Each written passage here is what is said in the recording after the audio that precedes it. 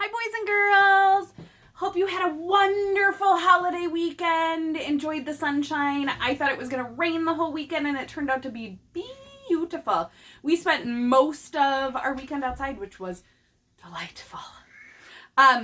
This week, for our 4-day week and our challenges and work, we're going to be focusing on two of my favorite characters ever.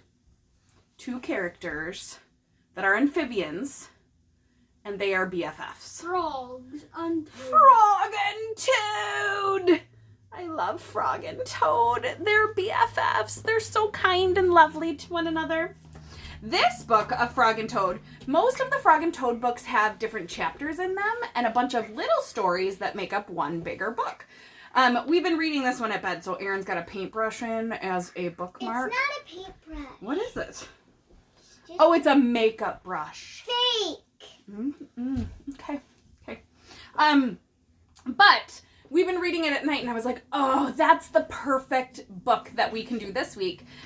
Because normally, if we were in school and Mrs. Sullivan was teaching you and we were working on some of our end of the year projects, we'd be talking a lot about friends and the friends that we made in kindergarten and who were some special people that helped us with our learning. So kid friends, adult friends that came into our classroom, all the amazing relationships we had in kindergarten.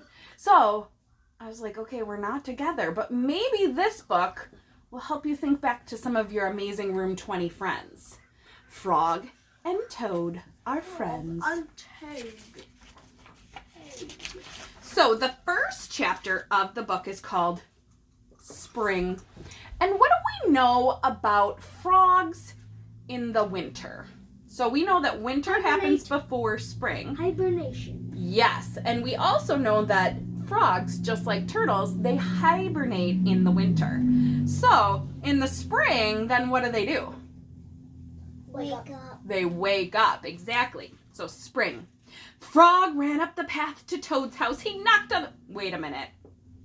Do frogs and toads live in houses? No. No! So immediately we know this is what type of a story?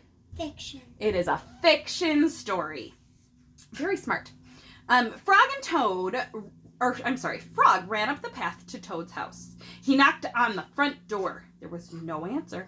Toad! Toad! Shouted Frog. Wake up, it's spring! Bleh, said the voice from inside the house. Toad! Toad! Cried Frog. The sun is shining. The snow is melting. Wake up! I am not here, said the voice. Here's a picture of Frog knocking on Toad's door. Frog walked into the house. It was dark. All the shutters were closed. Toad, where are you? Called Frog. Go away, said a voice from the corner of the room. Toad was laying in bed. He pulled the covers up over his head. Frog pushed Toad out of bed. He pushed him out of the house and onto the front porch. Toad blinked in the bright sun. Help! said Toad. I can't see anything. Oh, let me show you that picture. Here's Frog entering the house.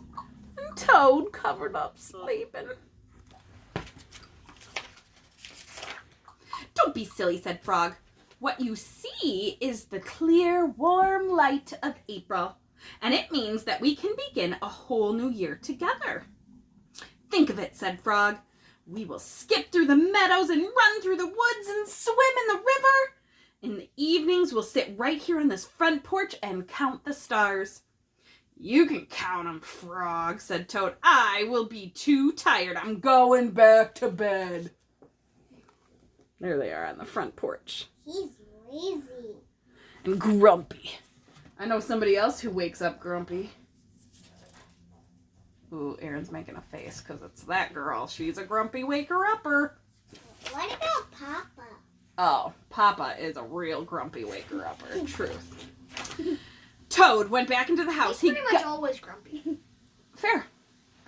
Okay, Toad went back into the house. He got into bed and he pulled up the covers again over his head. But Toad, cried Frog, you'll miss all the fun.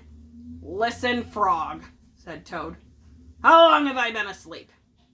You've been asleep since November, said Frog. Well then, said Toad, a little more sleep will not hurt me. Come back and wake me up at about 1/2 May. Good night, Frog.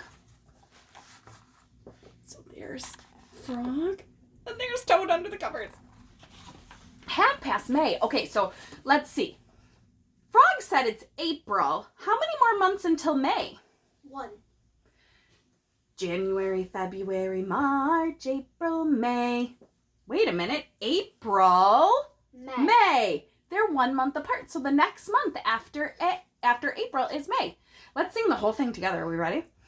January, February, March, April, May, June, July, August, September, October, November, December, 12 months in a year.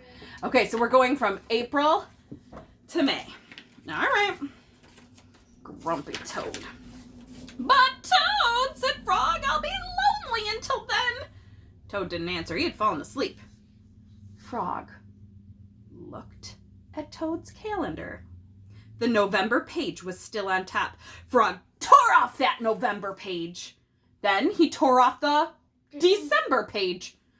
And then the January and the February and the March page. He came to the April page. Frog just tore that page off too. Was April done yet? No. I think he's going to try to fool him. There's Toad at the calendar. And Toad ripping off the pages. No, it's Frog. Oh, I'm sorry, Frog. Apologies. Then Frog ran back to Toad's bed. Toad! Toad! Wake up! It's May now! Is it really May? No. He's tricking him. What? Said Toad. Can it be May so soon? Yes, said Frog. Look at your calendar. Toad looked at the calendar. The May page was on top. Why, it is May, said Toad. And he climbed out of bed. As he climbed out of bed, he and Frog ran outside to see the world and how it was looking in the springtime. So there's Frog showing Toad the calendar. And then, look at, there's still the little snow piles.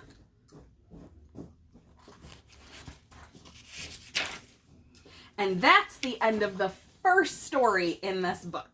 All about how Toad tricked his friend, Frog tricked his friend Toad into thinking that it was May. So, why do you think Frog... Toad looks funny in a bathing suit. We're not at that story yet. Why do you think Frog decided to do that?